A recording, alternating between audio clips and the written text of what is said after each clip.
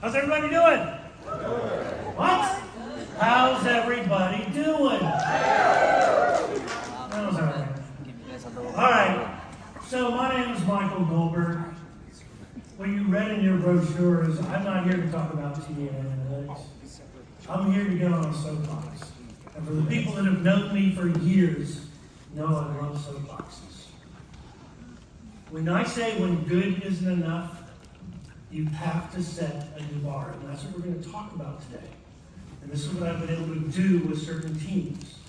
And the photographer is going to hate it because I like to move around. I don't stand up here on stage. And I like to move around and I like to interact with people, but I only have 30 minutes. So afterwards, you want to come find me, come talk to me more about it, I can help. But basically, what I do is I go into companies where their TA functions are struggling, and I help turn them around. And I've done that successfully since 2006. So 18 years. But I got a few more years behind it in doing human resources. But what I want to talk to you today is, what are the key essential skills that you need to have as a recruiter in today's world where you don't have to panic and go, oh no, AI is going to take my job. I'm here to set the record straight. AI is not taking your job. Does everyone agree with that? Yes. Raise your hand. Okay, for the people that didn't raise the hand, do you know AI is just a tool to be more productive? That's all AI is. It's not going to help you find your best candidates on LinkedIn or Indeed. We're not going to talk about that. I'm going to teach you how to recruit at the speed of need, or try to in the next 30 minutes. So, best movie ever made. Best movie ever made. Spaceballs by the great Mel Brooks, 99 years young. Going to be 100, I believe, this year. Right? We want to move at ludicrous speed. Better buckle up, sir. You know what the following line is, right? Who knows the following line? Buckle this, right? So, and then he goes ludicrous speed, and then he goes flying in. All right. So, here's what we're going to talk about today. First and foremost, I'm going to talk about being curious, but most importantly, how to be gritty. Then we're going to talk about if you really want to be a successful recruiter today, and you want to be successful at branding, you want to be successful at sourcing, you want to be successful at TA, you have to understand the financial acumen of your company. Because if you don't, you're already behind the 8 ball. Then we're going to talk about where most people just dive in and start recruiting. We're going to talk about how to do some research. And then the last two things, and how many TA leaders in the room? Thank you. Okay. How many of you feel that your recruiters work with some sense of urgency when they're managing their recs? Raise your hands. Okay, mixed reviews, that's quite all right. That's quite all right. And then finally, we're going to talk about measuring twice, cut once. Anybody know what that means? Just raise your hand, I'll pick on you. Go. What does that mean? So do the measurement on a piece of wood twice before you make the first cut. Measure twice the piece of wood that you're cutting, and anybody that does woodwork, that is mine. I haven't told my wife yet, I want to get a set of power tools, and I want to do some woodworking in my old age. But you measure twice to make sure that the cut, before you hit that miter saw or whatever saw you're using, I haven't learned the lingo yet, sorry, that you want to make sure it's the right cut. Because your house is not going to stay up if you have an incorrect cut. So, let's dive in, right? Okay. So we're going to talk about being curious. What does curiosity mean to you, if I may pick on you?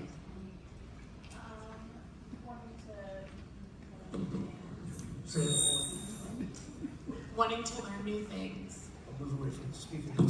But wanting to learn new things. But also, there's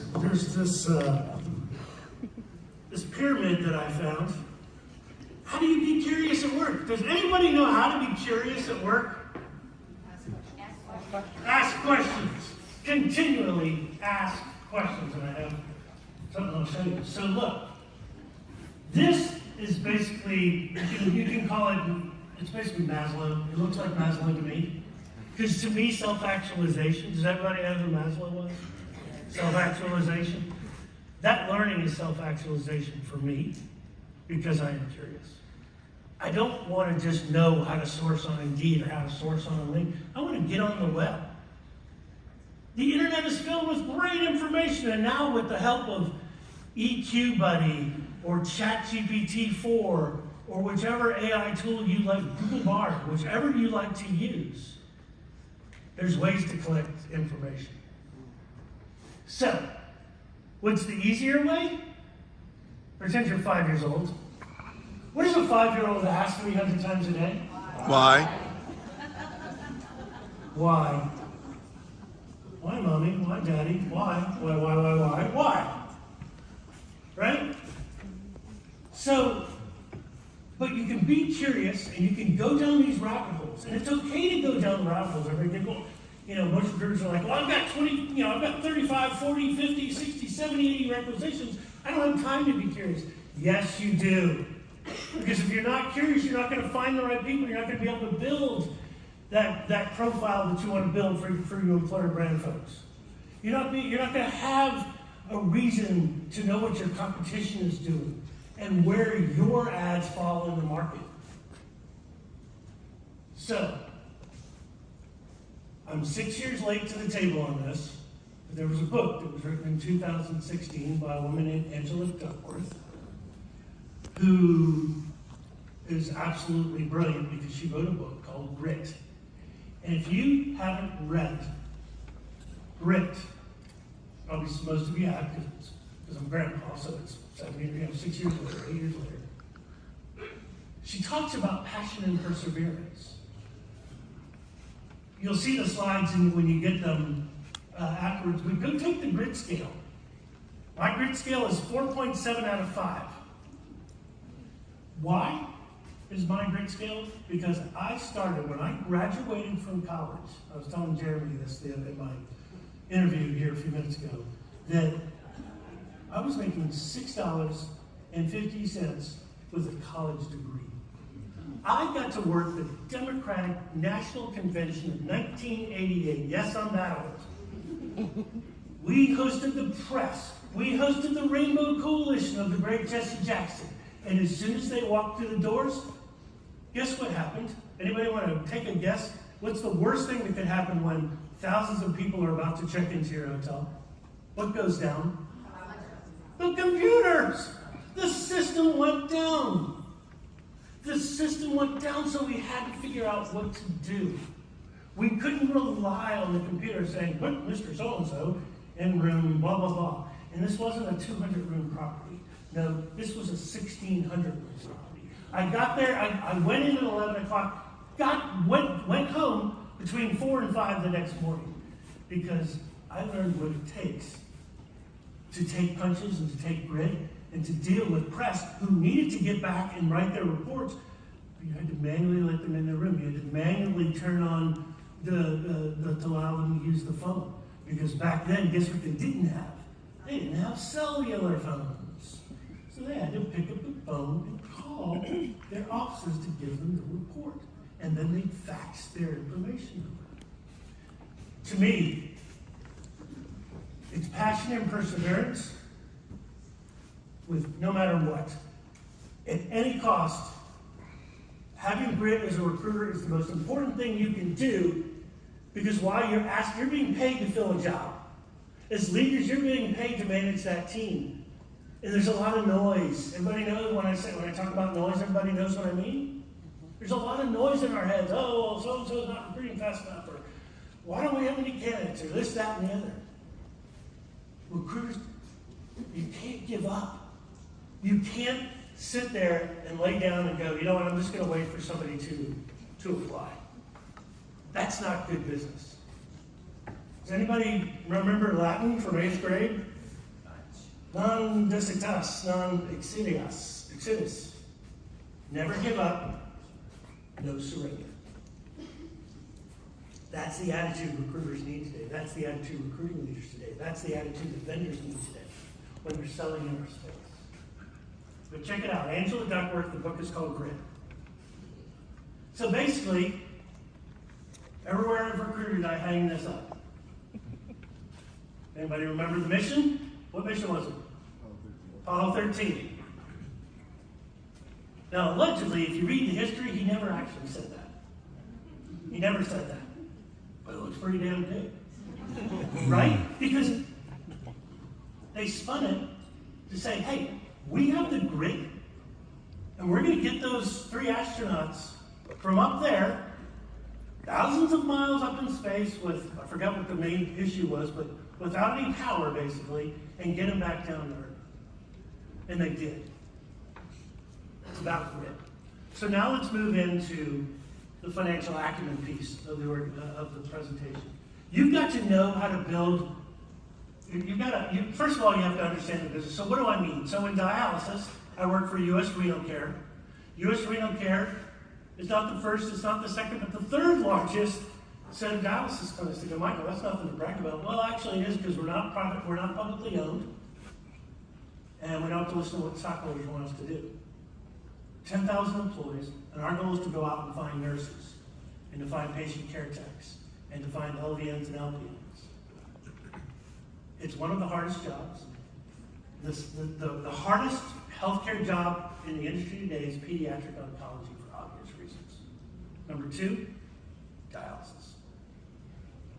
Anybody here been, well, I'm not going to ask you to call yourself out. But if anybody in here knows somebody or has personally been through dialysis themselves, it is a very, very demanding process, because you have to have your blood cleaned at least 3 times a week. That's a lot. You got to live. So imagine patients coming in and being upset. Imagine if you're here to the right, this quality of care impact. This is how we measure ourselves. The catheter rates are the things you want to catheters are the one thing that you want to eliminate. Does anybody know why catheter is a bad thing in dialysis? Infection. You're basically attaching a port here or maybe somewhere back here, and so the risk is infection. But then we have a report built to us. It's an FTE to open rec ratio. So I can take a look at this, see what their patient census is, look at their stats to know how many heads they're down or up for a particular location. There's drop downs up there that you can barely see, but it tells me, and I can make. We were given the effective decision making to say, yes, we can post this position, or hey, you're over in head count, or there's your patient census is down. Why do you need a new position? So we're involved in the day-to-day business as recruiters and recruiting leaders. How many of you feel like you're in the business like this? Raise your hand. Some of you. Some of you. There's not a lot of you. This is what it takes. Be curious, be greedy, and go get this information. Get invited to different regional operation meetings. Talk to people. Just ask questions. If you're not asking questions, you're not learning. You're not curious. Thank you very much. Right? Like I said, pretend you're 5 years old. But the most important thing that you can do is you have to carve out time. And if you can't carve out time to learn this stuff, folks, might not see you here next year because you might be out of a job. It is essential, and I'm not trying to scare tactic you. I'm not. I'm being super honest. Everyone in here who knows me knows that I just tell them like I see. Get out of your home office and into the field offices. Understand that business. Because if you don't, you're not going to understand what it takes. You're not going to be able to ask questions. Can you pick up the phone? Or can you get on Teams?